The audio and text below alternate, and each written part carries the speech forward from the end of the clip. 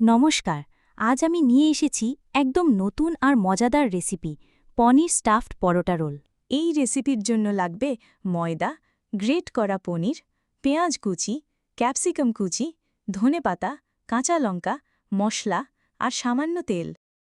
প্রথমে একটি বাটিতে পনির, পেঁয়াজ, ক্যাপসিকাম, ধনেপাতা, কাঁচা লঙ্কা আর মশলা একসাথে মিশিয়ে নিন।